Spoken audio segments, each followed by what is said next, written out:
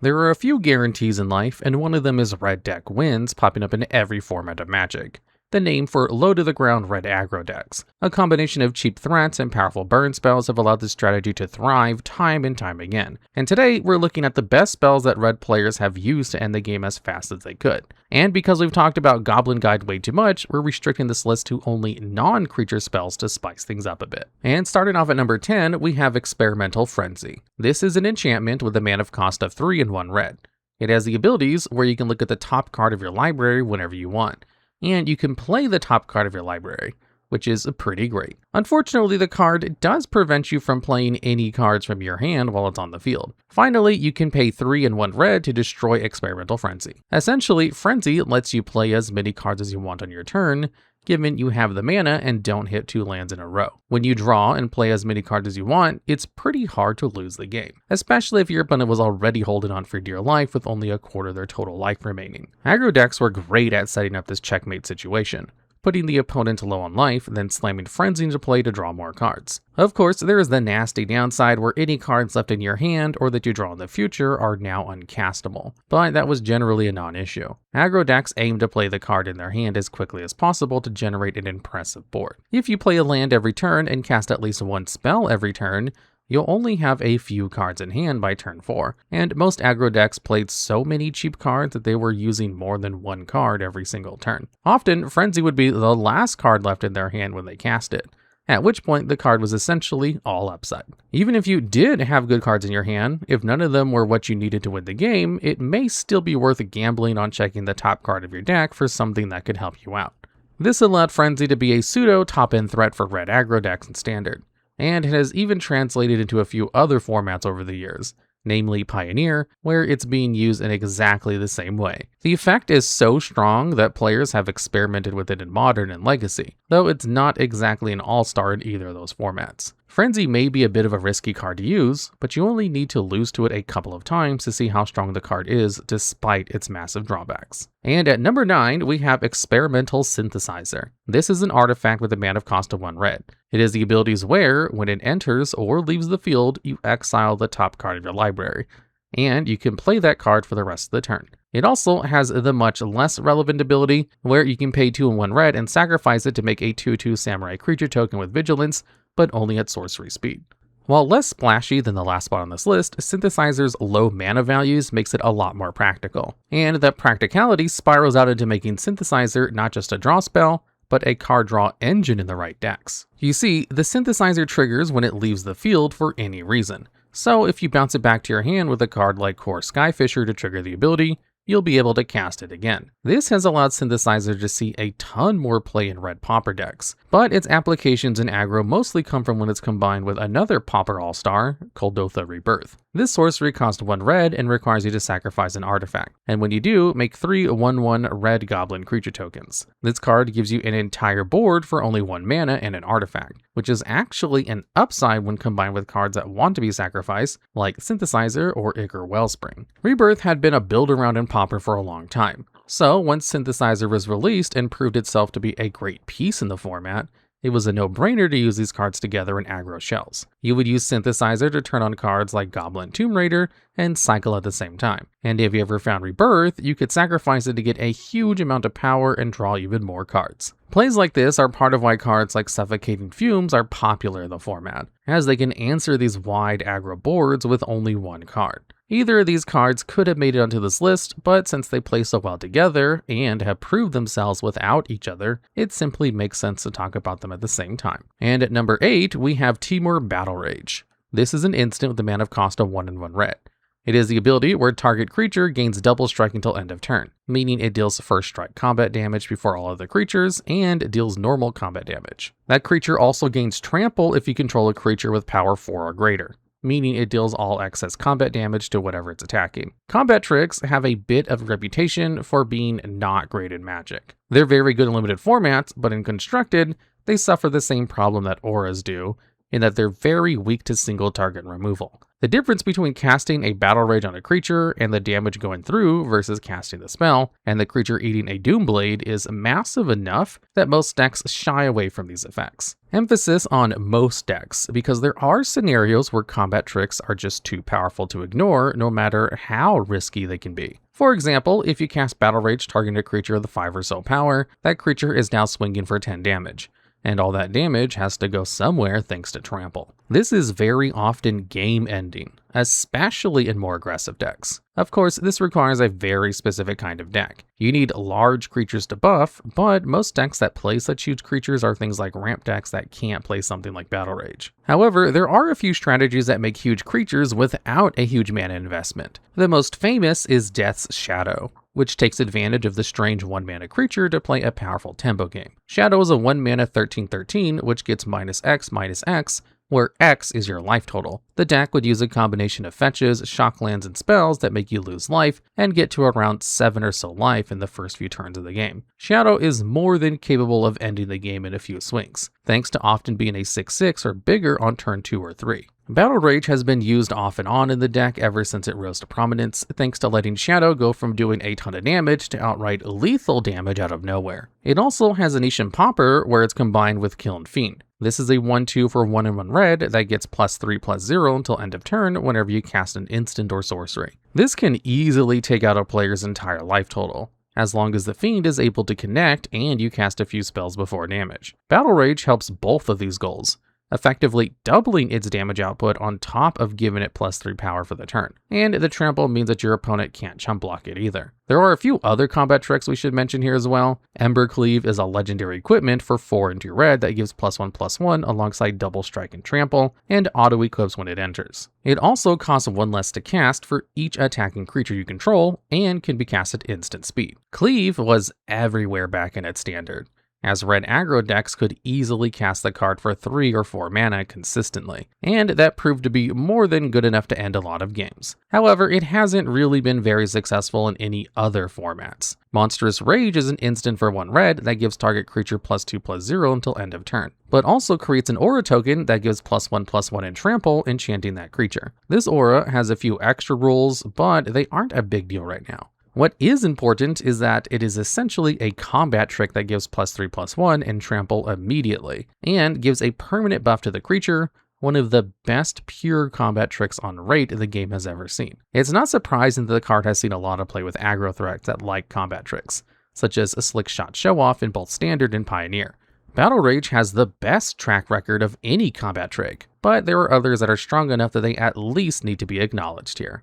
And at number 7, we have Kumano faces Kakkazan. This is a saga enchantment for 1 red mana.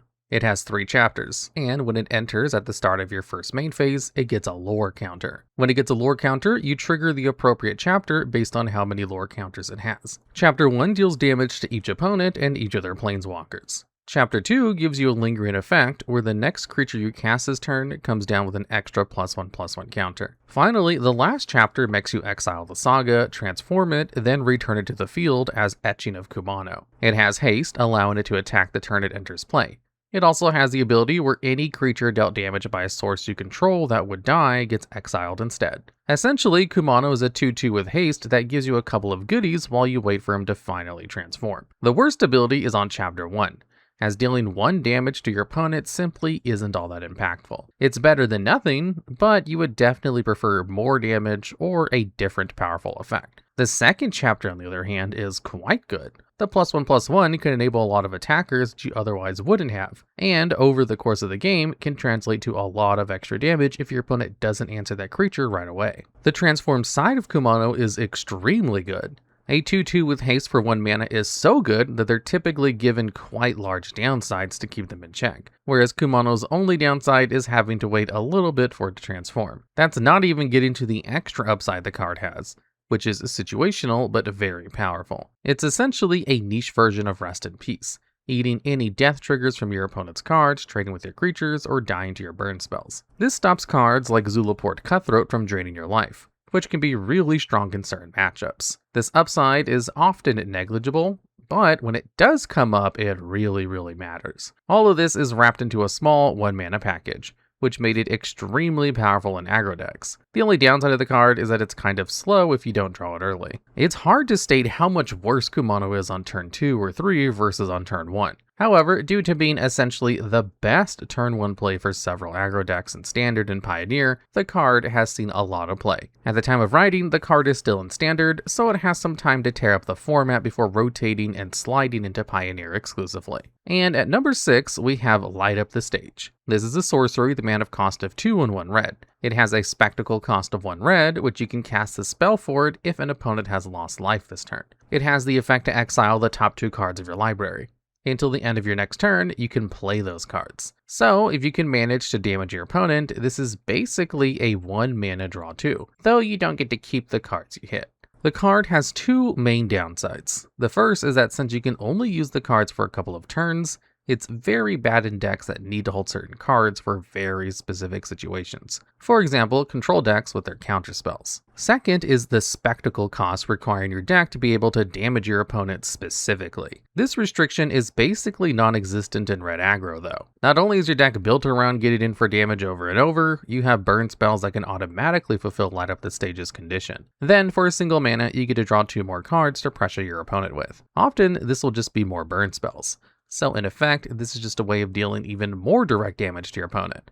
And since all your deck is trying to do is deal as much damage as it can right away, this gets around the other main downside of Light Up the Stage, being that the card draw is temporary. You don't really mind casting whatever Light Up the Stage hits right away for the most part, as the cards likely do what the cards left in your hand are trying to do anyway. All of this made Light Up the Stage a staple for red aggro decks in multiple formats. It saw a ton of play in Standard, and translated well into the older formats of Pioneer and Modern. It was especially popular in blue-red or Azit aggro decks in Modern, where casting spells netted you damage off the back of your prowess creatures and sprite dragons. While the card has since fallen off in Modern, it still has a hold on Pioneer, and it probably would have continued to see play there if Expressive Iteration and the newly unbanned Preordain didn't outcompete it. Light Up the Stage is an incredible refill for red aggro decks, mainly because its only downsides were custom made not to be downsides for these decks. And at number 5, we have Roiling Vortex. This is an enchantment with a mana cost of 1 and 1 red. It has the abilities where, at the beginning of each player's upkeep, Vortex deals 1 damage to them. If a player casts a spell without spending mana on it, Vortex deals 5 damage to them.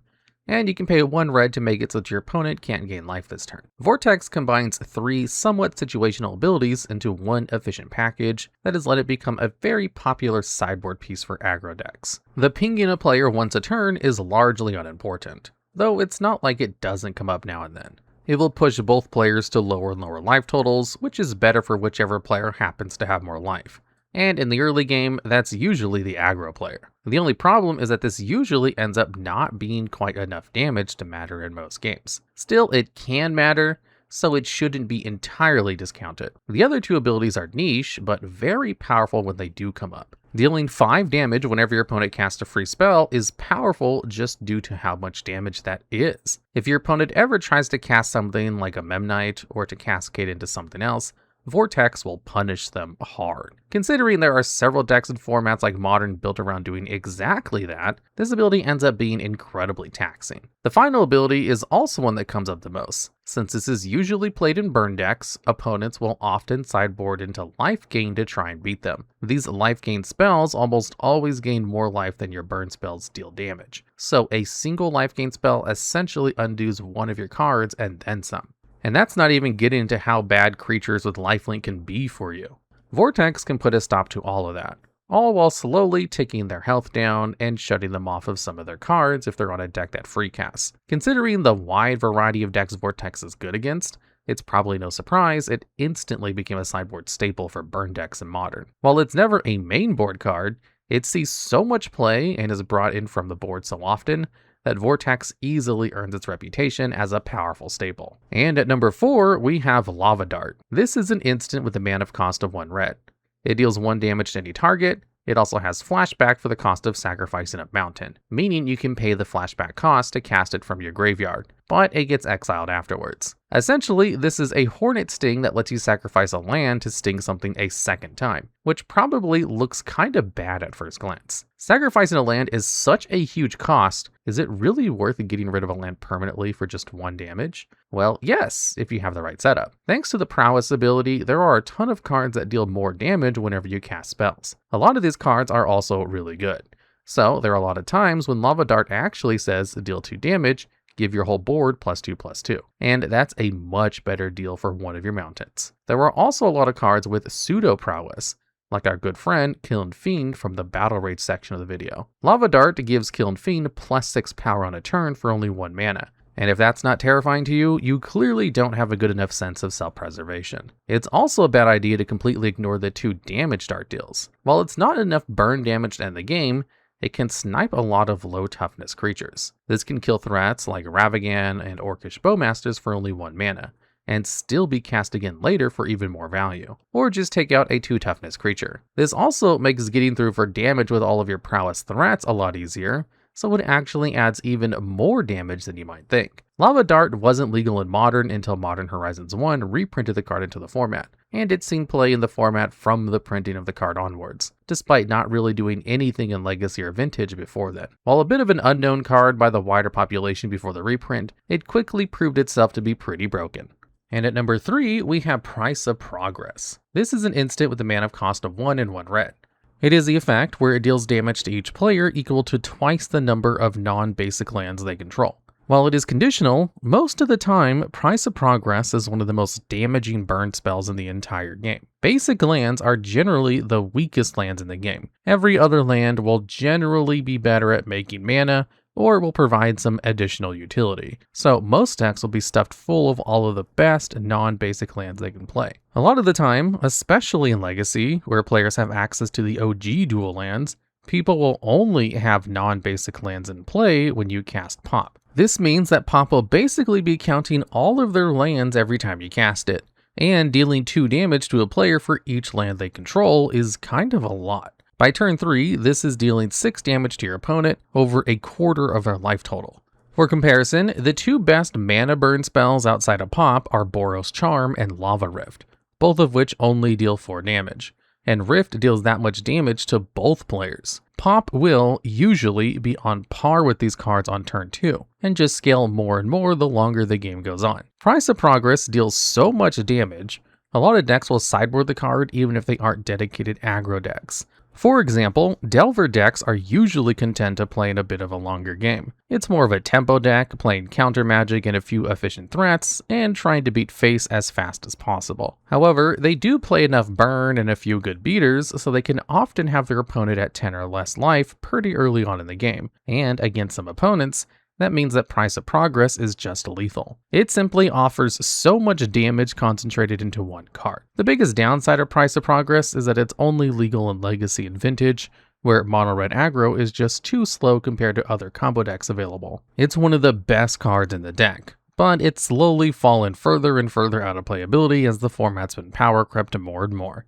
Nowadays, you're more likely to see it as a sideboard tech than in an aggro deck proper. Still, for a card that's mostly lost its main home, it's seen enough competitive play in history to take the 3rd spot. And at number 2, we have Fireblast. This is an instant with a mana cost of 4 and 2 red. It has the effect where it deals 4 damage to any target, and it also has the alternative casting cost, where you can cast it by sacrificing 2 mountains instead of paying mana. As we talked about with Lava Dart, sacrificing your lands is a pretty big downside. So you can't just go casting Fireblast willy-nilly. You have to find an opponent where you can afford to lose your lands, usually when your opponent's life total is 4 or less. While Price of Progress is the most efficient burn spell at 2 mana, no amount of efficiency can really compete with being free. The play pattern with Fireblast is usually tapping out for a big haste creature or a burn spell, and making a big push for damage. Then, when your opponent spends all their resources dealing with what you played, you would sack your mountains to Fireblast them for the last points of damage while they're tapped out. However, there is a real downside to Fireblast, which is that casting it for 6 mana is kind of terrible. So you need to sacrifice the 2 mountains to cast it. This means that, if you can't engineer a game state where you can spare to get rid of 2 mana, Fireblast is essentially a dead card. This can also make the card very bad in multiples. If you draw more than 2 Fireblast, you're probably not casting all of them in that game, so they end up being a bit of a hindrance. Of course, we're kind of scraping the bottom of the barrel for downsides here. The card is usually just a way to secretly have your opponent start the game at 16 life. The real downside of Fireblast is that it's not modern legal, and so it can only try to compete in Legacy and Vintage, the most powerful formats of the game. However, unlike Price of Progress, Fireblast is a common, meaning it's legal in Pauper. A lot of red aggro decks pack a few copies of Fireblast so they can draw exactly one copy over the course of the game and try to use it to burn the opponent out. Even though it hasn't quite kept up with Legacy over the years, people are still getting Fireblasted for their life savings. Of course, there's no way Fireblast can keep up with the number 1 spot on this list, and a lot of you probably already know why. And at number 1, we have Lightning Bolt. This is an instant for 1 red mana that simply deals 3 damage to any target. Bolt is not only one of the best red aggro cards, it's one of the best red cards, period. It's one of the reasons why you would play red as a color in a lot of older formats. Lightning Bolt does everything a deck could want. It's cheap removal that can also be used to end the game in a pinch, but that kind of sells its influence short. Bolt is in a lot of ways one of the cards that the entire game is balanced around. Direct damage spells are all scaled around Lightning Bolt's damage. In fact, there was an entire category of card excluded from this list that were just worse versions of Lightning Bolt. The playability of creatures is often determined by whether or not they survive Bolt. Back when Splinter Twin was in Modern, Deceiver Exarch was ran instead of Pestermite, largely because it lived Bolt and Pestermite didn't, for example. When determining what life total to park at, Death Shadow players often decide to go to exactly 7 life, making Shadow a 6/6 specifically because that meant they wouldn't lose the game to 2 lightning bolts, or more often, a bolt that was recast off of the then modern staple Snapcaster Mage. The threat of Lightning Bolt looms over every single creature, planeswalker, and even every type of deck. Burn as a deck is essentially the answer to the question, why don't we just run as many copies of Lightning Bolt as possible? And that's a powerful enough strategy that everyone has to prepare for. Unfortunately, there's really not that much more to explain about the card. It's the cheapest, most efficient piece of direct damage in the entire game, and that simple fact informs so much of how the rest of the entire game plays.